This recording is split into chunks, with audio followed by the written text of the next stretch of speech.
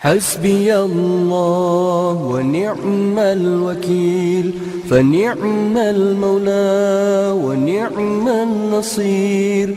حسبي الله ونعم الوكيل فنعم المولى ونعم النصير. حسبي الله ونعم الوكيل. आगाज तिलावत कुरान से करेंगे हमेशा की तरह अल्लाह सुब्हान तआला की रहमत के हुसूल के लिए। अऊज़ु बिल्लाहि मिनश शैतानिर रजीम। बिस्मिल्लाहिर रहमानिर रहीम। लम यकुनिल्लज़ीना कफ़रू मिन अहलिल किताबि वल मुश्रिकीन मुनफ़क्कीन हत्ता तअतियहुमुल बय्यिनह रसूल मिनल्लाहि यत्लू सुहुफ़न मुतहहरह फ़ीहा कुतुबुन क़य्यिमह वमा तफ़र्रक़ल्लज़ीन ऊतुल किताब इल्ला मिन बअदि मा जाअतहुमुल बय्यिनह वमा उमिरू इल्ला लियअब्दुल्लाह मुख़लिसीन लहुद्दीन हुनफ़ाअ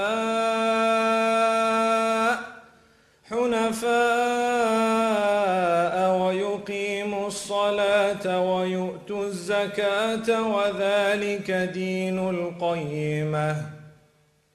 इन्नल्लज़ीन कफ़रू मिन अहलिल किताबि वल मुश्रिकीन फ़ी नारि जहन्नम ख़ालिदीन फ़ीहा उलाइक हुम शर्रुल बरिय्यह। इन्नल्लज़ीन आमनू वअमिलुस्सालिहाति उलाइक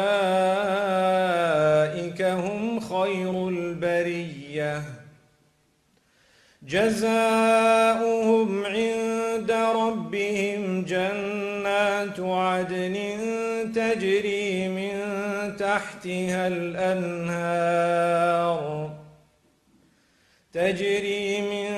तहतिहल अन्हार खालिदीन फ़ीहा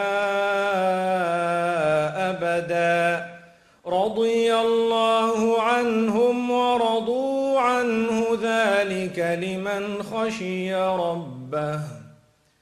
बिस्मिल्लाहि वल्हम्दुलिल्लाहि वस्सलातु वस्सलामु अला रसूलिल्लाहि व अला आलिहि व अस्हाबिहि व मन इह्तदा बिहुदाहु व बअद। अल्लाहुम्मा ला इल्मा लना इल्ला मा अल्लमतना इन्नका अंतल अलीमुल हकीम। अल्लाहुम्मा अल्लिमना मा यनफअुना वन्फअना बिमा अल्लमतना। अल्लाहुम्मा इन्ना नऊज़ु बिका मिन इल्मिन ला यनफअ व मिन ऐनिन ला तदमअ व मिन क़ल्बिन ला यख़शअ व मिन बत्निन ला यशबअ व मिन दुआइन ला युस्मअ। तमाम तारीफ अल्लाह ही के लिए है। मोहम्मद सल्लल्लाहु अलैहि वसल्लम पर दुरूद और सलाम और सहाबाए किराम पर और कुनबे पर। अल्लाह सुब्हानहू तआला उन सब पर अपनी रहमत नाजिल फरमाए, वो पैगम्बरान पर अपनी रहमत नाजिल फरमाए जो उनसे कब्ल तशरीफ़ लाए, और वो हम सब पर भी अपना करम फरमाए और हमें बनाए पैगम्बर सल्लल्लाहु अलैहि वसल्लम का पैगम्बर। वो हमारी औलाद पर भी अपना करम फरमाए और उन्हें दीन पर साबित कदम रखे, और वो हमें अच्छाई अता फरमाए। मोहतरम उलमा, इस्लामी भाई और बहनों, अल्लाह सुब्हानहू तआला के नाम पर ही हम दर हकीकत करते हैं हर काम जो हम करते हैं या जो हमें करना चाहिए, क्योंकि फितरी तौर पर ये अल्लाह सुब्हानहू तआला है जो हमारा खालिक है। अल्लज़ी खलक़, उसी ने तख्लीक फरमाई। ये अल्लाह है जिसने बनाया, जैसा कि अल्लाह सुब्हानहू तआला फरमाता है कुरान में, अला लहुल खल्क़ु वल अम्रु। दर हकीकत ये अल्लाह के लिए है तख्लीक, अल्लाह की हिदायत है। और फितरी तौर पर अगर वो खालिक है, वो कमांडर और हिदायत देने वाला है। जब आप तख्लीक करते हैं, आप बनाते हैं, आप फैसला कर सकते हैं उसके साथ जो आपने बनाया है। लिहाजा हमारे पास जो कवानीन हैं वो हमें अल्लाह सुब्हानहू तआला ने हमें भेजे हैं, ये महज उसका फैसला है। कोई दूसरा फैसला नहीं कर सकता कि अल्लाह कैसे अपनी इबादत करवाना चाहता है, क्योंकि उसने हमें बनाया। लिहाजा जब अल्लाह ने हमें बनाया, ये उसका फैसला है, वो हमसे कैसे अपनी इबादत करवाना चाहता है। और यही वजह है मैंने आपके सामने सूरतुल बय्यना की तिलावत की। इसमें ایک مخصوص آیت موجود ہے جو شاہد ہے، جو میں اب اٹھانا چاہتا ہوں، اور یہ ہے وَمَا أُمِرُوا إِلَّا لِيَعْبُدُوا اللَّهَ مُخْلِصِينَ لَهُ الدِّينَ حُنَفَاءَ۔ در حقیقت انہیں ہدایت نہیں کی گئی ماں سوائے اللہ سبحانہ و تعالیٰ کی عبادت کے، اخلاص کے ساتھ کامل فطری طور پر۔ تمام افعال عبادت اللہ سبحانہ و تعالیٰ کے لیے ہیں۔ ہماری تمام کائنات ایک ہستی کی ممنون ہے جس نے ہمیں بنایا اور تخلیق فرمایا، اور یہی وجہ ہے سبحان اللہ ہمیں عبادت کے کسی عمل میں مصروف ہونے کی اجازت نہیں ہے ماں سوائے وہ جو اللہ سبحانہ و تعالیٰ نے جائز قرار دیا اور سکھایا۔ اور یقیناً ہم سب جانتے ہیں کہ یہ ممکن ہے کوئی بھی کام کرنا جسے ہم عبادت کا ایک عمل تصور کرتے ہیں، یا قربا جس کے ذریعے میں حاصل کرنا چاہتے ہیں قادر مطلق کی قربت ماں سوائے وہ جس کا درس پیغمبر صلی اللہ علیہ وسلم نے دیا تھا۔ یہی وجہ ہے ہمیں بنیادی طور پر جاننے کی ضرورت ہے بطور ہمارے اسلام علم وہ دو شرائط ہیں قبل اس کے کہ آپ کی عبادت مقبول ہو۔ پہلی یہ کہ عبادت کا عمل کرنا چاہیے محض رضا الہی کے لیے، اخلاص کے ساتھ، اللہ کے نام پر اور اللہ ہی کے لیے، اور دوم اسی رسول اللہ صلی اللہ علیہ وسلم کی مثال کی پیروی کرنی چاہیے، کیونکہ فطری طور پر وہ ہمارے پاس بھیجے گئے ہمیں تاریکی سے نکال کر روشنی میں لانے کے لیے۔ سبحان اللہ، انہوں نے ہی یہ اچھائی ہم تک پہنچائی۔ لہذا جب ہم کہتے ہیں اللہ کے نام پر، اللہ کے نام پر کہنے کا کوئی فائدہ نہیں اگر ہمارے اعمال حقیقت میں باہر ہوں اللہ سبحانہ و تعالی بھیجی گئی ہدایت سے، انکشاف سے یا اجازت سے۔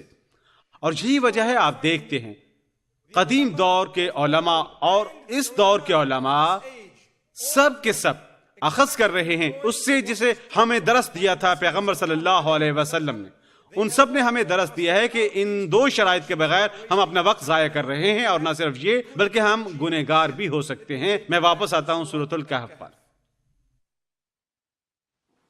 فَمَن كَانَ يَرْجُو لِقَاءَ رَبِّهِ فَلْيَعْمَلْ عَمَلًا صَالِحًا وَلَا يُشْرِكْ بِعِبَادَةِ رَبِّهِ أَحَدًا۔ پرقوت آیات سورۃ الکہف کے اختتام پر۔ جو کوئی اپنے رب سے ملنا چاہتا ہے، در حقیقت یہ اس موضوع سے متعلقہ ہے جو زیر بحث ہے اس وقت۔ جو کوئی اللہ سبحانہ تعالیٰ سے ملنا چاہتا ہے اس کے لیے تیاری کرے، کیا کرتے ہوئے؟ انہیں ملاقات کے لیے تیاری کرنی ہوگی اللہ سبحانہ تعالیٰ کے ساتھ، ہمراہ ہر اس چیز کے جو اللہ سبحانہ تعالیٰ کو راضی کر سکے۔ اگر آپ نے اس شام رگبی کے کھلاڑی سے ملنا ہے انشاءاللہ، آپ میں سے بہت سوچ رہے ہوں کہ اس کا کیا مطلب ہے، ہم اسے یہاں لانے کی کوشش کر رہے ہیں انشاءاللہ۔ اگر آپ نے اس شام رگبی کے کھلاڑی سے ملنا ہے اور آپ اس قدر جوش دکھاتے ہیں لیکن آپ رگبی کے بارے میں کچھ نہیں جانتے، اور آپ ساکر بال کے ہمراہ آتے ہیں اور کہتے ہیں برائے مہربانی آٹوگراف، یہ حماقت ہے۔ لیکن یہ ایک مثال ہے، میرے خیال میں ہم میں سے کوئی بھی اس قدر بیوقوف نہیں ہے۔ تب کیوں ہم خود کو مذہبی طور پر پاتے ہیں؟ در حقیقت وہی غلطیاں کرتے ہیں۔ ہم ٹینس بال لینے جا رہے ہیں، اللہ اکبر، اللہ ہمیں محفوظ رکھے حقیقت میں۔ اور تب ہم خود کو پاتے ہیں کبھی کبھار سوچتے ہوئے اور وہ شخص اس قدر سخت ہے یا اس قدر سخت ہے، نہیں، فاتح وہ ہے جو اللہ سبحانہ تعالیٰ کے قانون کو جانتا ہے اور جانتا ہے گناہ بدعت سے بہتر ہے۔ اور یہ بیان ہمیں لازماً سمجھنا چاہیے۔ اس کا مطلب یہ ہے جب ہم کوئی غلط کام کرتے ہیں اور ہم اس کا جواز پیش کر رہے ہوتے ہیں اور ہم اس کی تصحیح کی کیا امید رکھتے ہیں؟ کوئی نہیں، کیونکہ ہم غلط ہیں اور ہم یقین رکھتے ہیں ہم درست ہیں۔ یہی وجہ ہے سورۃ الکہف کی اس آخری آیت سے پہلے کی آیات میں اللہ سبحانہ تعالیٰ فرماتا ہے قل هل ننبئكم بالأخسرين أعمالا الذين ضل سعيهم في الحياة الدنيا وهم يحسبون أنهم يحسنون صنعا۔ کہو اے محمد صلی اللہ علیہ وسلم، آگے ایک سوال ہے۔ سوال کیا ہے؟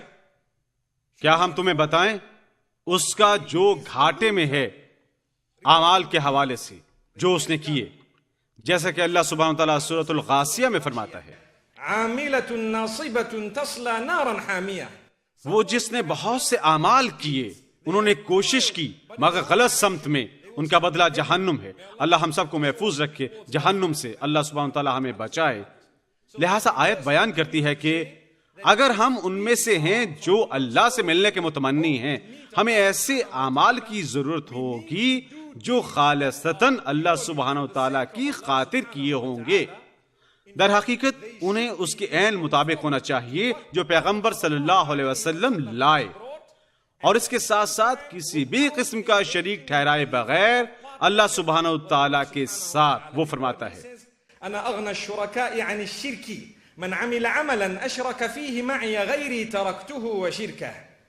ایک مشہور حدیث جو ہمارے لبوں پر روا ہونی چاہیے، اللہ فرماتے ہیں ایک شراکت داری میں خود مختار شراکت دار ہوں۔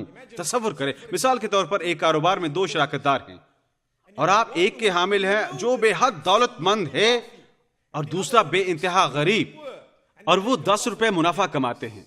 کیا ہوگا؟ امیر شخص کہے گا اس سے رکھو، مجھے اس کی ضرورت نہیں، اسے لے لو، اگر تم چاہو میں تمہیں مزید 10 دے دوں گا۔ یہ دنیاوی مثال ہے، اللہ سبحانہ و تعالیٰ کی مثال اس سے کہیں بلند تر ہے۔ اللہ سبحانہ و تعالیٰ خود کو بیان فرماتا ہے، یا ایھا الناس انتم الفقراء الی اللہ واللہ هو الغنی الحمید۔ اے لوگو، تم وہ ہو جو مکمل طور پر اللہ سبحانہ و تعالیٰ کے دست نگر ہو۔ وہ قطعی مطلق العنان ہے، اسے ہم میں سے کسی کی ضرورت نہیں۔ لہذا فطری طور پر اگر ہم ایک عمل میں مصروف ہیں جس میں ہم نے اللہ سبحانہ و تعالیٰ کا شریک ٹھہرایا ہے،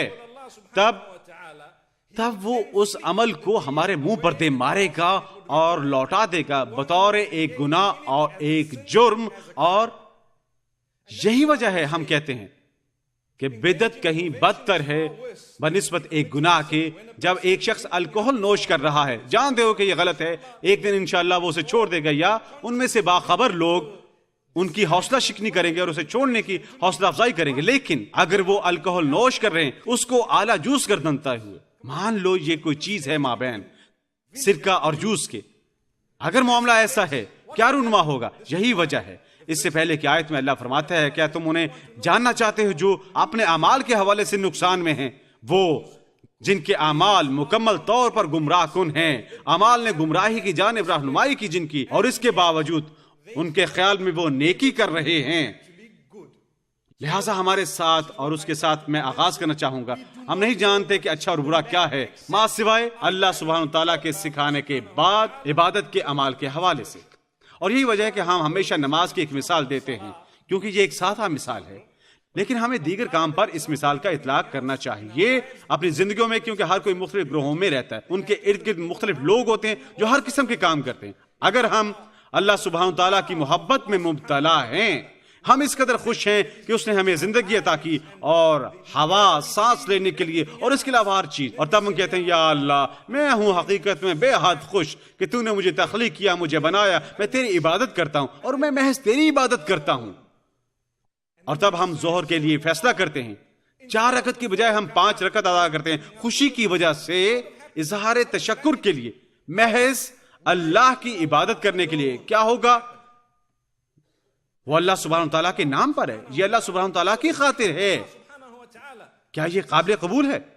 تمام تر ظہر فسخ ہوگی، یہ نہیں کہ 4 قبول کر لی جائیں گے اور 5 بھی رد کر دی جائیں گے، نہیں، تمام تر نماز فسخ ہوگی، کیونکہ جب عبادت کا معاملہ آتا ہے ہمیں جاننا چاہیے کہ تمام عبادت ممنوع ہے ما سوائے وہ جن کا درس پیغمبر صلی اللہ علیہ وسلم نے دیا ہے، اور وہ قانون ہے، شریعت کا قانون، بخوبی جاننا پہچانا کہ جب عبادت کا معاملہ آتا ہے اور فعال عبادت کا، ہم فیصلہ نہیں کر سکتے کہ ہم نے کیسے قرب حاصل کرے اللہ سبحانہ تعالیٰ کا۔ الا له الخلق والامر، اللہ اکبر، اس کا کام تخلیق کرنا ہے، وہ خالق ہے، اور ہدایت کا تعلق خالق سے ہے، لہذا وہ ہدایت دیتا ہے، حکم دیتا ہے۔ سبحان اللہ، یہی وجہ بطور والدین ہمیں چنا اپنے والدین کو، بچوں کے لیے اللہ نے بھی عطا فرمائے اولاد جن کی اولاد نہیں ہے، اور اللہ انہوں نے عطا فرمائے جن کی اولاد ہے کہ وہ حقیقت میں ہماری آنکھوں کی ٹھنڈک ہوں اللہ کی اطاعت کے حوالے سے۔ آمین۔ یہ چیلنج بنتا جا رہا ہے جو وقت گزر رہا ہے، اپنے بچوں کی دیکھ بھال کرنا، لہذا ہمارے لیے جاننا ضروری ہے کہ جب ہمارے بچے ہوتے ہیں ہم ان سے توقع کرتے ہیں کہ وہ ہمیں سنیں، کیونکہ ہم نے ان کی دیکھ بھال کی جب وہ لاچار تھے، جب ان کے پاس کچھ نہ تھا، اور ہم نے ان کی پرورش کی۔ یہ سب کچھ اللہ سبحانہ تعالیٰ کی رضا سے ہے۔ آپ کس قدر برا محسوس کریں گے در حقیقت کل میں کسی سے بات کر رہا تھا اور یہاں کیپ ٹاؤن میں، اور مجھے بتایا گیا بدترین احساس وہ ہے جب آپ کا بچہ آپ کو نیچا دکھائے. میرا خیال ہے ہم اس سے کچھ اپنا سر ہلا رہے ہیں کہ ہم ایسے. بدترین احساس وہ ہے جب آپ کا بچہ بری طرح آپ کو نیچا دکھائے. یہ بدترین احساس ہے، کیونکہ یہ آخری موقع متوقع ہے. آپ ان کی نیپی تبدیل کرتے ہیں اور آپ نے یہ کیا اور وہ کیا، اللہ ہمیں وہ بنائے جو ہماری والدین کی آنکھوں کی ٹھنڈک کی، آغاز کرتے ہوئے اطاعت میں اللہ کی سبحانہ و تعالیٰ کی. لہٰذا فطری طور پر ہم اس قدر دخیل محسوس کرتے ہیں جب والدین کا معاملہ آتا ہے. خالق کے بارے میں کیا خیال ہے؟ اس نے ہمیں کچھ نہیں سے تخلیق کیا، اس نے ہمیں تخلیق کیا کن سے. خالق کی ہدایت درمیان ہے، کاف اور نون کے کن. میں گاڑی میں تلاوت سن رہا تھا حرم کے ایک امام کی، اور اس نے کچھ یوں تلاوت کی، انما امره اذا اراد شيئا ان يقول له كن فيكون فسبحان الذي بيده ملكوت كل شيء واليه ترجعون. اور میں ایک لمحے کے لیے رکا اور میں نے کہا حیران، اس پر غور کرو، یہ مناسب ہے. وہ کن پر رک گیا، کیونکہ یہ وہ ہے جو اللہ فرماتا ہے. ہم میں سے بہت سے جو عربی نہیں جانتے، ہمارے خیال میں حکم کن فیکون ہے اور تب یہ ہوتا ہے. نہیں، یہ کن ہے اور یہ نما ہوتا ہے. کن کا مطلب ہے ہو جا، اور ہو جاتا ہے. اور یہی وجہ ہم جب انسان بناتا ہے، انسان ہمیشہ بناتا ہے، یہ تخلیق نہیں ہے، یہ حقیقت میں تبدیلی ہے اللہ کی ایک مخلوق کی ایک اور مخلوق میں اللہ سبحانہ تعالیٰ کی. یعنی آپ کے پاس ایک درخت ہے جو اللہ کی تخلیق ہے. آپ نے لکڑی کاٹی اور ایک کرسی بنائی. آپ نے کرسی تخلیق نہیں کی، آپ نے یہ کیا کہ آپ نے اللہ کی ایک مخلوق کو تبدیل کیا اسی مخلوق میں، لیکن کسی اور چیز میں جو استعمال کی جا سکتی ہے، جس کی اللہ سبحانہ تعالیٰ نے واضح اجازت فرمائی ہے. اللہ سبحانہ تعالیٰ کی حدود کے اندر یہاں اگر ہم کسی چیز کے سامنے کھڑے ہوں، جیسے اللہ فرماتا ہے ان الذين تدعون من دون الله لن يخلقوا ذبابا ولو اجتمعوا له. وہ جنہیں اللہ سبحانہ تعالیٰ کے علاوہ پکارا جاتا ہے، وہ جنہیں تم اللہ سبحانہ تعالیٰ کے ساتھ شریک ٹھہراتے ہو، یا وہ جنہیں تم پکارتے ہو اللہ سبحانہ تعالیٰ کے علاوہ، وہ حتیٰ کہ ایک مکھی بنانے کے قابل نہیں ہیں، اگرچہ وہ سب اکٹھے ہو جائیں اسے بنانے کی کوشش میں. اگر کوئی کھڑا ہو کر کہتے ہیں کن، کیا ہوگا؟ ہمیں انہیں لے جانا ہوگا، لازمی طور پر ہمیں انہیں پاگل خانے لے جانا چاہیے ایمانداری سے. اگر کوئی کہتا ہے کن اور وہ دوبارہ دیکھے اور کہے کہ کن، اور دوبارہ دیکھے اور کہے کن، واللہ یہ حماقت ہے، یہ پاگل پن ہے. لہٰذا ہم کیوں اللہ کے ساتھ شریک ٹھہراتے ہیں، خواہ چھوٹے یا بڑے؟ یہ نہیں ہو سکتا، نہیں ہو سکتا. وہ جو ایسا کرتے ہیں انہوں نے اللہ سبحانہ تعالیٰ سے ملاقات کرنے کی تیاری نہیں کی. ہمیں اسے ملاقات کے لیے تیاری کرنی چاہیے، اور اس ملاقات کی تیاری کی جا سکتی ہے کئی طریقوں سے، لیکن بنیادی طور پر وہ دو نکات ہیں جن کی ہمیں ضرورت ہے. للہ والمتابعۃ لرسولہ صلی اللہ علیہ وسلم. بنیادی آپ اللہ سبحانہ تعالیٰ کی خاطر خلوص ہوں، اور تب آپ کو وہ کریں جس کا درس رسول اللہ صلی اللہ علیہ وسلم نے دیا. لہذا فطری طور پر اگر ہم نماز میں مصروف تھے، لہذا یہ سکے کا دوسرا رخ ہے، اگر ہم نماز میں مصروف تھے صحیح طور پر پیروی کرتے ہوئے معنی کی جو کچھ ہم جانتے ہیں، رسول اللہ صلی اللہ علیہ وسلم کی تعلیمات کے عین مطابق ہم اپنی نماز کا آغاز کرتے ہیں اور آپ سست روی کے ساتھ اس میں مصروف ہوتے ہیں، لیکن ہمارے دلوں کے اندر ہم اسے کسی اور کی خاطر کر رہے ہیں، یا اللہ سبحانہ تعالیٰ کو راضی کرنے کی بجائے کسی اور وجہ سے، تب بھی ہم نے اپنا عمل برباد کیا. لہذا دو طریقے ہیں، دو بڑے یا بنیادی طریقے ہمارے اعمال کی بربادی کے. اول، اللہ سبحانہ تعالیٰ کے ساتھ شریک ٹھہراتے ہوئے، اور فطری طور پر وہ اصطلاح ہے بے حد وسیع اصطلاح. اور دوم، جب ہم کوئی کام کرتے ہیں جس کا درس پیغمبر صلی اللہ علیہ وسلم نے نہ دیا، گزشتہ سب میں نے چند نکات بیان کیے تھے جہاں رسول اللہ صلی اللہ علیہ وسلم کے الفاظ بے حد کامل ہیں کہ وہ تا قیامت قائم رہیں گے. قرآن کے الفاظ کے ہمراہ جو ظاہر ہے کہیں بلندتر ہے، کیونکہ وہ اللہ سبحانہ تعالیٰ کے براہ راست الفاظ ہیں، اور ہم کبھی بھی یہ نہیں کہہ سکتے کہ اس لفظ کا اطلاق نہیں ہوتا. نہیں، ہر چیز قابل اطلاق ہے قیامت تک. اور یہی وجہ ہے کہ میں کہتا ہوں جب اللہ نے فیصلہ کیا کہ عورتوں کو اپنے بال ڈھانپنے ہیں، وہ اس کا اعلیٰ و برتر فیصلہ ہے، تنہا اس کا، کوئی اور فیصلہ نہیں کرتا اور کوئی اسے سوال نہیں کر سکتا. لا يسأل عما يفعل. اس سے کبھی نہیں پوچھا جاتا وہ کیا کرتا ہے، وهم يسألون. لیکن بقایا مخلوق سے پوچھا جائے گا.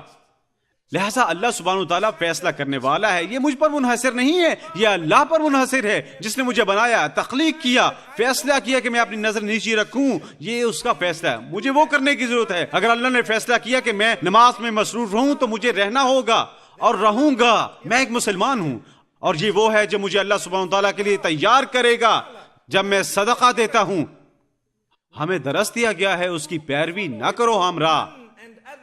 يا أيها الذين آمنوا لا تبطلوا صدقاتكم بالمن والأذى. اے ایمان والو، اجر ضائع نہ کرو اپنے اعمال کا، اپنے صدقات و خیرات کا، اس کی بابت شیخی مارتے ہوئے اور دوسروں کو نقصان پہنچاتے ہوئے. اور صاف ظاہر ہے اس کی گہری تفسیر موجود ہے، لیکن سرسری طور پر صدقہ دینے کا کیا فائدہ اگر آپ اسے ہمیشہ کہتے رہیں کہ تم میری وجہ سے یہاں کھڑے ہو، میں نے تمہیں دیا. اس کا کوئی فائدہ نہیں. اسی کا اطلاق ہوتا ہے جو کچھ ہم کرتے ہیں اللہ سبحانہ تعالیٰ کی خاطر یہ محض رضا الہی ہی کے لیے ہو. سبحان اللہ. یہ اللہ سبحانہ تعالیٰ کا فیصلہ ہے کہ عورت اپنے بال ڈھانپے. لہٰذا فطرتاً اگر ہم اللہ سبحانہ تعالیٰ سے ملاقات کے متمنی ہیں ہم اپنے بال ڈھانپیں گی. میرے یا آپ کے کہنے کی وجہ سے نہیں. میرا خالق جس کے پاس مجھے لوٹ کر جانا ہے وہ ہستی ہے جس نے فیصلہ کیا کہ یہ کیسے ہوگا. لہذا اللہ فرماتا ہے تم مجھ سے ملنا چاہتے ہو، ٹھیک ہے، تم وہاں ہو، تم نیک اعمال کرو. فَلْيَعْمَلْ عَمَلًا صَالِحًا. وہ اعمال کرو جو خالص ہیں، قابل قبول، رسول اللہ صلی اللہ علیہ وسلم کی تعلیمات کے مطابق. لہذا جب اللہ سبحانہ تعالیٰ کے نام پر کہتے ہیں ہمیں بنیادی طور پر جاننے کی ضرورت ہے اللہ کون ہے. اس نے مجھے بنایا. اور یہی وجہ ہے بہت سے لوگوں نے اللہ کے معنی کی بابت بات کی ہے اور میں نے مطالعہ کیا ہے بہت سے مختلف محققین کا اور بہتات کا جس میں بات کی گئی بابت اللہ سبحانہ تعالیٰ، اور میں نے ان کو پایا جو اسے بیان کرتے ہیں جس پر میں یقین رکھتا ہوں بہترین دعوت ہے حتیٰ کہ غیر مسلموں کے لیے. اگر ہم کہتے ہیں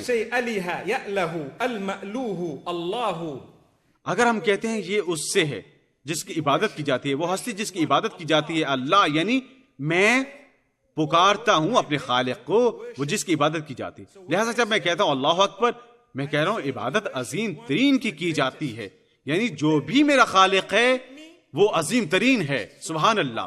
اور یہی وجہ ہے میں ہمیشہ کہتا ہوں کوئی خطرہ نہیں ہے خالص اسلام میں جب عبادت کا معاملہ آتا ہے. اس لیے ہم کہتے ہیں جب کوئی کہتے ہیں اے مسیح، اس میں خطرہ ہو سکتا ہے، یسوع ہو سکتے ہیں یا نہیں ہو سکتا. اور ظاہر یہ ایک اسلامی نقطہ نظر سے نہیں ہے لیکن ایک عام نقطہ نظر سے ہے، انسانی سوچ سے. یسوع مجھے بچا لے، وہ ایک نجات دہندہ ہو سکتا ہے یا نہیں ہو سکتا. آپ نے ایک بڑا خطرہ مول لیا ہے، آپ کو زندگی محض ایک بار ملی، اس خطرے کو مول لینے کا کوئی فائدہ نہیں. یا محمد صلی اللہ علیہ وسلم مجھے بچا لے، وہ ہو سکتے ہیں یا نہیں ہو سکتے. وہ ہستی جو تمہیں بچا سکتی ہے لہذا وہ خطرہ مول نہ لے، اسے باہر پھینک دیں. او موسیٰ مجھے بچا لیں، وہ ہو سکتے ہیں یا نہیں ہو سکتے. او درویش مجھے بچا لیں، ہو سکتے ہیں یا نہیں ہو سکتے. اس قدر بڑا خطرہ زندگی محض ایک بار ملی ہے. او تو بچانے والے کا مالک ہے، مجھے بچا لے. اس میں کیا خطرہ ہے؟ سبحان اللہ. اے میرے خالق مجھ پر رحم فرما. آپ نے کیا خطرہ مول لیا ہے؟ او شفا کے مالک مجھے شفا دے، بجائے اس کے کہ اے درویش مجھے شفا دے. درویش دے سکتا یا نہیں دے سکتا، یہ بڑا خطرہ ہے. اللہ اکبر. آپ نے کیا خطرہ مول لیا؟ کچھ بھی نہیں. او تو جس کے پاس میں لوٹ کر آؤں، جب میں لوٹ کر آؤں گا تو مجھے رحم فرما، مجھے اچھائی عطا فرما، مجھے جنت عطا فرما. آپ نے کیا خطرہ مول لیا؟ کچھ نہیں. سبحان اللہ. یہی توحید سے مراد ہے، اللہ سبحانہ تعالیٰ کی وحدانیت. ہم دوسروں کو ملوث نہیں کرنا چاہتے، کوئی خطرہ ملوث نہیں ہے. اور یہ دنیا میں تیزی سے پھیلنے والا مذہب ہے اگر آپ جاننا چاہیں، کیونکہ یہ ہر کسی کی سمجھ میں آتا ہے جو جھونپڑی اور پتھروں کی پوجا کرتے ہیں اور انسانوں کی عرصہ دراز سے ان کی دولت کی پوجا کر رہا ہے. اور دوسری چیز کی ان کی سمجھ میں کیا آتا ہے؟ میرے خالق سے رجوع کرو. جب میں روتا ہوں اللہ فرماتا ہے درویش یا پادری سے اپنے گناہ کا اعتراف نہ کرو، نہیں مجھ سے کرو. رات کی تاریک ترین گوشے میں کسی کو نہیں جاننا کہ تم نے کیا کیا، میرے تمہارے درمیان، اور میں ہمیشہ تمہیں معاف کروں گا. اور میں نے کئی مرتبہ اس کا تذکرہ کیا. آپ اللہ سبحانہ تعالیٰ سے ملاقات کرنی ہے، آپ کو بے تحاشا استغفار کرنی چاہیے، بے تحاشا معافی طلب کریں. اور شرائط کیا ہیں؟ اول اپنے گناہ کا اقرار کریں، اس پر ملال کریں، معافی طلب کریں اور اسے نہ دہرانے کا وعدہ کریں. آپ وہاں ہیں، آپ وہاں ہیں. سبحان اللہ. اللہ فرماتے ہیں معافی کی ضمانت ہے ان 4 شرائط کے ہمراہ. سبحان اللہ. سبحان اللہ. کبھی کبھی آپ نے کسی کو ایسے کہتے سنا، جب ہم کہتے ہیں بسم اللہ الرحمن الرحیم، کوئی ادب العلیم کا تذکرہ نہیں کرتا، فی الفور یہاں وہاں یا مخصوص آیات کے آغاز میں اور وغیرہ۔ ہم ہمیشہ اللہ کی رحمت کی بابت بات کرتے ہیں، ہم اس حقیقت کی بات کرتے ہیں کہ وہ بے حد رحیم ہے۔ اسلام رحمت پر بنیاد کرتا ہے۔ میں نے بہت سے غیر مسلموں کو یہ کہتے سنا کہ اسلام ایسا مذہب ہے جو بنیاد کرتا ہے بدی اور لوگوں کو سزا دینے پر۔ نہیں، یہ اس قدر خالص رحمت پر بنیاد کرتا ہے کہ بے حد رحم کرنے والا تمہیں بتا رہا ہے براہ راست میرے پاس آؤ، کوئی خطرہ ملوث نہیں، کسی اور کے پاس مت جاؤ۔ دیگر مذاہب کے کس قدر پادری اس لمحے تفتیش کا سامنا کر رہے ہیں اغلام بازی کی وجہ سے۔ اللہ ہمیں محفوظ رکھے اور موقع سے فائدہ اٹھاتے ہوئے برے اعمال کرنے کی، ان کے ساتھ جو اعتراف گناہ کے لیے آتے ہیں اپنے برے اعمال کی، ان کو بتاتے ہوئے کہتے ہیں میرے بیٹے تم معاف کر دیے گئے ہو، زیادہ بدتر اور معافی کا زیادہ ضرورت مند بنسبت ان کے جن کو انہوں نے معافی دی۔ اللہ اکبر، کس قدر حماقت! اور فطری طور پر یہ ہمارا حق ہے کہ ہم اس پر یقین کریں، بسط احترام وہ جو کرنا چاہیں کرتے رہیں، وہ اللہ کو جواب دیں ہیں، ہمیں حق ہے کہ اسے حماقت گردانیں۔ سبحان اللہ۔ اور یہی وجہ ہے ایک بڑا مسئلہ اسلام میں اور لوگوں میں جو خود کو مسلم کہتے ہیں، کبھی کبھار آپ دیکھتے ہیں شیطان وہی منصوبہ استعمال کرتا ہے، کیونکہ شیطان اپنا سر کھجاتا ہے، وہ کہتا ہے یہ وہاں کارگر ہے، یہاں بھی کوشش کرنی چاہیے، ان سب کے پاس دماغ موجود ہے، لہذا وہ یہاں آتا ہے اور آپ پر کام کرتا ہے۔ اندازہ کریں، اللہ اکبر، جو کہتی ہیں رجوع کرو کس سے؟ اللہ سے، اللہ سبحانہ تعالیٰ کی جانب۔ اللہ سبحانہ تعالیٰ ہمارے دروازے کھولے۔ اب ہم اس موضوع کو سمجھیں گے اللہ کے نام پر۔ جب ہم کھاتے ہیں یہ نام پر ہے اللہ سبحانہ و تعالیٰ کے۔ کھانے کی نیت کیا ہے؟ یہ کہ جوسس نینڈوز برگر کبھی نہ کھانا، نہیں، وہ نیت نہیں ہے۔ نوجوان جانتے ہیں لانگ اسٹریٹ، وہاں لیکر ہے، لیکر ریسٹورنٹ، میں آپ کو بتاؤں یہ بہت لذیذ ہے، بہت اعلیٰ۔ ہم بطور مسلمان سبحان اللہ ہمیں توازن قائم رکھنے کا درس دیا گیا ہے۔ کیا توازن؟ آپ کھانے سے لطف اندوز ہوں گے نام پر اللہ سبحانہ و تعالیٰ کے، ہم نہیں ہوں گے۔ اب جانتے ہیں جب ہم کھانا بناتے ہیں بنیادی مقصد ہم حرام اور حلال پر سمجھوتا کر سکتے ہیں، یہ حقیقت ہے۔ میں ایسے لوگوں کو جانتا ہوں جو کہتے ہیں فکر مت کرو، محض کھاؤ، محض کھاؤ۔ آپ نے اصطلاح کو الٹ کر دیا، محض فکر نہ کرو، آپ جانتے ہیں نہیں، لیکن اگر ہمیں اللہ سبحانہ تعالیٰ کو راضی کرنا ہے ہم حلال اور حرام پر سمجھوتا نہیں کریں گے، کیونکہ اللہ پہلے آتا ہے۔ سبحان اللہ، دیکھیں کیسے اللہ کے نام پر ہم کھاتے ہیں۔ یہی وجہ ہے بطور مسلمان ہمیں درس دیا گیا ہے روزمرہ کے اذکار کا، روزمرہ کی دعاؤں کو جو سنت ہے پیغمبر صلی اللہ علیہ وسلم کی، ہمیں اپنی بہترین کوشش کرنی چاہیے ان دعاؤں کو سیکھنے کی، کیونکہ تب ہم اس کے معنی جان سکیں گے، محض زبانی کلامی نہیں۔ جس طرح میں عام طور پر کہتا ہوں، آپ جانتے ہیں ہم سب کے چچا ہیں اور میں نے انہیں دیکھا ہے اور حتیٰ کہ میں نے ان سے چندے سے بات بھی کی ہے، یہ ایسے ہے جیسے وہ میراتھن کے حامل ہے، نماز کے فوراً بعد ان کے پاس ایک تسبیح ہوتی ہے، تسبیح کی رفتار ان کی منہ کی رفتار سے بھی تیز ہوتی ہے۔ کبھی کبھار وہ کہتے ہیں السلام علیکم بھائی آپ کیسے ہیں، اور تسبیح چل رہی ہے، بھائی آپ کیا کر رہے ہیں، استغفر اللہ استغفر اللہ۔ میں نے ایک بار کہا، معلوم نہیں آپ نے سنا کہ نہیں، میں نے کہا اگر آپ اس بیان کو سنیں، اگر اسے غلط انداز سے کہا جا رہا ہو یہ بن جائے گا اسٹک فار لائف، واللہ stick for life, stick for life, یعنی تم زندگی سے چپکے رہو، کیونکہ آپ وہاں کوئی کام نہیں کر رہے، آپ زبانی جمع خرچ کر رہے ہیں عبادت کے ایک عمل کے ساتھ جسے بہت بڑا تصور کیا جاتا ہے، کیونکہ یہ اللہ کے نام پر نہیں ہے، یہ محض کسی کام کی تکمیل کے نام پر ہے۔ اللہ ہمیں محفوظ رکھے۔ لہذا جب آپ ایک مرتبہ استغفر اللہ کہتے ہیں، اس کے معنی جانتے ہوئے اللہ کے نام پر اخلاص کے ساتھ، یہ مخصوص فیشن میں 100 مرتبہ کہنے سے بہتر ہے واللہ۔ اور اسے ظاہر ہوتا ہے ہم جو بھی کرتے ہیں اللہ کی خاطر، اللہ کے نام پر، کہیں زیادہ گراں قدر ہے بنسبت وہی کچھ کرنے سے جبکہ اللہ سبحانہ وتعالی تصور میں ہی نہ ہو۔ اور آپ کہتے ہیں استغفر اللہ، آپ جانتے ہیں اس کا کیا مطلب ہے؟ ہم اپنے گناہ کا اقرار کر رہے ہیں، ہم کہہ رہے ہیں میں مجرم ہوں، میں نے غلطی کی ہے، یا اللہ مجھے معاف فرما دے، میں تجھ سے معافی طلب کرتا ہوں یا اللہ۔ اور اگر ہم اسے ایک مرتبہ کہتے ہیں جو آپ موجود ہے، اللہ سبحانہ وتعالی فرماتا ہے دعوت الداعی اذا دعانی، اللہ پکار کا جواب دیتا ہے اسے جو اللہ کو پکار رہا ہوتا ہے۔ اب کیا اللہ کا جواب منفی ہے یا مثبت؟ ہم جانتے ہیں یہ ہمیشہ مثبت ہوتا ہے۔ اللہ سبحانہ تعالیٰ تلاش کرتا ہے بہانہ ہمیں معاف کرنے کا، کیا ہم اسے وہ بہانہ فراہم کرتے ہیں؟ وہ کام ہے، اور یہی وجہ ہے کہ ہم دیکھتے ہیں، اگر آپ تحریر دیکھیں یہ کہتی ہے کیا ہم نے اس دن کی تیاری کی ہے، ہم نے کیا کیا؟ اگر ہم اپنی دعائیں پڑھتے تھے جیسے ہی آپ صبح کو بیدار ہوتے ہیں اللہ آپ دن سے متعلق ہیں، یا اللہ مجھے خوبصورت دن عطا فرما، تو نے مجھے آنکھ کھولنے کی اجازت دی۔ جب ہم رات کو لیٹتے ہیں ہم کیا کہتے ہیں؟ سبحان اللہ، کئی دعائیں موجود ہیں، کئی مسنون دعائیں، اور کبھی کبھار اگر آپ انہیں نہیں جانتے آپ اردو زبان میں دعا مانگ سکتے ہیں، یا اللہ مجھے اچھی نیند عطا فرما، پرسکون نیند، مجھے صبح اپنے ایک تابعدار بندے کی حیثیت سے بیدار کرنا، یا اللہ فطری طور پر اگلے دن آپ گناہ نہیں کریں گے۔ سبحان اللہ، فطری طور پر کیوں؟ کیونکہ آپ دعا کر رہے ہیں، یہ اللہ کے نام پر ہے کہ آپ زندگی گزار رہے ہیں۔ قل ان صلاتي ونسكي ومحياي ومماتي لله رب العالمين۔ کہو عبادت کے میرے اعمال، میری نماز، یقیناً ہر کام میں کرتا ہوں، تمام افعال عبادت کی، جو کچھ میں کرتا ہوں، میری زندگی، میری موت، ہر چیز خاطر ہے اللہ سبحانہ و تعالیٰ کی، یہ اللہ کے لیے ہے، میں اللہ سبحانہ و تعالیٰ کے لیے حیات ہوں۔ زندگی کسی کے لیے گزارنی بہت مختصر ہے ما سوائے اللہ سبحانہ و تعالیٰ۔ یہی وجہ ہے جب میں ایک عالم کے پاس بیٹھا تھا کچھ عرصہ قبل، اس نے ایک بیان دیا جو بعد میں میری سمجھ میں آیا، جب میں نے ایک فرد جو دوسروں کی مدد کرتا ہے یا مدد کرنے کی صحیح کرتا ہے، محبت کا یہ کاروبار، جب آپ محبت کرتے ہیں، گہری محبت، کیا رونما ہوتا ہے۔ میں عام طور پر کہتا ہوں انہیں شادی کرنے دے، ماشاءاللہ، اور اس کے ساتھ ہر کوئی خوش ہوگا، انہیں شادی کرنے دے، کیونکہ آج کل لوگوں کو سر پھر سکتے ہیں، وہ محبت میں اس قدر گہرے ہوتے ہیں۔ اگر ہم اس سے نصف محبت کریں اللہ سبحانہ و تعالیٰ سے، میرا خیال ہے ہمارا ایک بڑا مسئلہ حل ہو جائے گا۔ اور مجھے افسوس کے ساتھ یہ کہنا پڑتا ہے کہ کبھی کبھار ہم لوگوں سے محبت کرتے ہیں بہت زیادہ بنسبت خواب کے اللہ کی محبت کے۔ اور میں نے ایک مثال دی ہے، اگر آپ حقیقت میں محبت کرتے ہیں، حرام محبت، آپ کی موجودگی کا تصور نہیں کیا جاتا وہاں، اور لڑکی کہتی ہے چھلانگ لگاؤ، یہ کہنا شروع کر دیتے ہیں، واللہ آپ چھلانگ لگا دیں گے، وہ کہتی ہے اونچی چھلانگ لگاؤ، اور آپ چھلانگ لگا لیں گے۔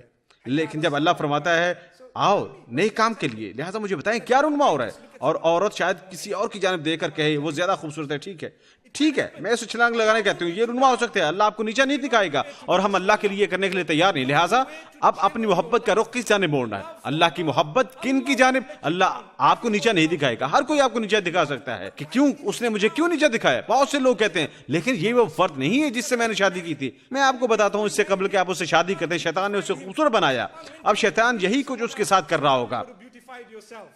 اللہ اکبر، ایک مرتبہ آپ نے اسے مناسب انداز میں قبول کر لیا اللہ کے نام پر، شیطان چلا جائے گا، اب کیا باقی بچا؟ لیکن کوئی دین نہیں ہے۔ لہذا حدیث مبارکہ فرماتی ہے ان خصوصیات کی بابت جو آپ دیکھتے ہیں، اگر آپ زیر غور رکھتے ہیں کردار، اطوار، دین کو، آپ کچھ غلط نہیں کر رہے، کیونکہ تب آپ نے وہ دیکھا جس کی اللہ نے اجازت دی، اور ہر چیز ٹھیک ہوگی انشاءاللہ۔ اگرچہ مسائل موجود ہوتے ہیں، آپ ان پر قابو پانے کے اہل ہوں گے، لیکن اگر آپ نے وہ زیر غور رکھا جس کی اللہ نے ہدایت نہیں کی، اور چیزیں چکا چوند ہو گئی اور وغیرہ، تب کیا فائدہ ہو؟ میں جانتا ہوں کل کسی نے مجھے بتایا، اور میں فی الفور اس کی وضاحت کرتا ہوں کہ دیکھیں ہم نے اسے غلط کیا، اب ہم کیا کرتے ہیں؟ ہم نے ہنوز اس تمام تر سانحہ کا سامنا نہیں کیا۔ میں نے کہا بھائی اور بہن، اگر آپ شادی کر چکے ہیں اور آپ غلط طریقے سے روبہ عمل ہوئے اور گناہ کیا، برائے مہربانی توبہ کریں، اللہ آپ کو معاف کرے گا۔ آپ ہمیشہ کر سکتے ہیں، یہ اسلام کا حسن ہے، آپ ہمیشہ واپس آ سکتے ہیں اصلاح کے لیے۔ مات کہیں کہ میں فنا ہو گیا، یہ ختم نہیں ہو گیا، اسلام میں کوئی فنا نہیں۔ اللہ فرماتا ہے بربادی محض اس کا مقدر ہے جو یوم قیامت کو پہنچتا ہے، اور وہ خسارے میں ہے۔ فَأَمَّا مَنْ أُوتِيَ كِتَابَهُ، اللہ اکبر، یقینا ہم ان آیات سے باخبر ہوں گے جہاں اعمال نامہ دیا جائے گا، ایک کے دائیں ہاتھ میں اور دوسرے کے بائیں ہاتھ میں۔ جیسے ہی اعمال نامہ اس تک پہنچے گا وہ کہے گا او نہیں یہ بائیں ہاتھ میں آ رہا ہے، وہ خسارہ پانے والا ہے۔ لیکن دنیا میں جس وقت تک ہم حیات ہیں امید باقی ہے، ہم محض اور محض اللہ سے رجوع کرتے ہیں۔ میں آپ کو ایک مثال دینا پسند کروں گا۔ آپ جانتے ہیں کبھی کبھار، اور ہم سب علم کے طالب علم ہیں انشاءاللہ، جب میں کہتا ہوں علم کے طالب علم، ہمارے لیے یہ ضروری ہے جان لے کہ بحر لا ساحل له، علم ایک سمندر ہے جس کا کوئی ساحل نہیں۔ جس لمحے آپ کو لگے آپ علم کے ساحل پر پہنچیں، وہ علم کے علاوہ کوئی اور چیز ہوگی۔ اللہ اکبر۔ لہٰذا ایسا ہوتا ہے کبھی کبھار کچھ لوگوں کو عالم فاضل تصور کیا جاتا ہے، ان کا احترام کرتے ہیں اس حد تک کہ ہم انہیں خدائی کے درجے تک پہنچا دیتے ہیں، جو غلط ہے۔ اور میں ایک اور بیان دہرانا پسند کروں گا جو میں نے سیکھا مدینہ منورہ کے ایک معلم سے، ایک مشائخ سے مدینہ منورہ کے۔ جب وہ یہ دیکھ چکے تھے اور انہوں نے کہا لیکن یہ لوگ بیٹھے ہیں ایسے کہ مکھی بیٹھ سکتی ہے، مچھر انہیں کاٹ سکتا ہے، حتیٰ کہ وہ ہچکچائیں گے بھی نہیں، قطعی نہیں، اور وہ ایک انسان کے سامنے بیٹھے ہیں، لیکن نماز میں وہ ہر وقت یہ کر رہے ہیں، داڑھیوں کو انہوں نے کہا تأدبوا مع الله نصف ما يتأدبون مع مشايخهم لحلت المشكلة. وہ بیان پر قوت ہے. ان کے لیے جو عربی جانتے ہیں میں اس کی تشریح کرتا ہوں. وہ کہتے ہیں کہ اگر وہ اللہ کا اس سے نصف ادب و احترام کرتے جو وہ ان لوگوں کا کر رہے ہیں مسئلہ حل ہو جاتا. کیوں؟ کیونکہ لوگ اللہ کے ساتھ ملاقات کی تیاری نہیں کر رہے, وہ دیگر لوگوں کے ساتھ ملنے کی تیاری کر رہے ہیں. اللہ سبحانہ تعالیٰ ہمیں محفوظ رکھے. اور جیسا کہ میں نے کہا, اب جانتے ہیں یہ کانفرنس اجاگر کرنے کے لیے ہے ہمارے دلوں میں علم کی جستجو کی پیاس. یہ ہے بے حد مختصر. ہم محض سماعت کریں گے ایک خلاصہ ہر موضوع کا. اگر آپ مجھ سے پوچھیں, سبحان اللہ, میں یقین رکھتا ہوں میں محض ایک تجربہ دلانے والا مقرر ہوں, میں زیادہ تفصیل میں نہیں جاتا. کیوں؟ کیونکہ اگر آپ تفصیلات چاہتے ہیں آئیں اور اسے پورا وقت دیں. یا جیسا کہ چند لمحے قبل شیخ بلال نے کہا, آپ کے پاس ہمارے مشائخ ہیں جنہوں نے ہمیں درس دیا ماشاءاللہ, شیخ محمد مختار شانس اور دیگر. 5 تا 10 برس درکار ہوتے ہیں ایک کتاب کے احاطے کے لیے. وہ ہفتے میں ایک سبق دیتے ہیں, تب آپ وہاں ہر ہفتے جاتے ہیں اور آپ گہرائی میں سیکھتے ہیں, اور طویل برس کے بعد آپ اس کے قابل ہوتے ہیں کہ آپ نے علم کو وسعت دے سکیں. لیکن یہ محض آپ کو اور مجھے تحریک دلانے کے لیے تاکہ ہم بہتر بن سکیں اور جائیں اور جستجو کریں اس صاف ستھرے خالص اسلامی علم کی, اس پر بنیاد کرتا ہے جو اللہ نے فرمایا ہے اور جو اس کے پیغمبر نے فرمایا. یہ وہ ہے جو ہمیں بچائے گا, اور یہ وہ ہے جو حقیقتاً بالآخر ہمارے لیے جنت کمائے گا. لوگ کہہ سکتے ہیں یہ شخص بے لوث ہے, یہ خاتون, میں بہت سی بہنوں کو جانتا ہوں جو فقط اپنے بال ڈھانپنا چاہتی ہیں اور خاندان متفکر ہے, لیکن تم نوجوان ہو, تمہاری شادی کیسے ہوگی؟ انہوں نے مجھ سے شادی کرنے سے قبل کیا دیکھنا ہے کہ میں ہینڈ اینڈ شولڈر استعمال کر رہی ہوں؟ واللہ ایسا ہی ہے.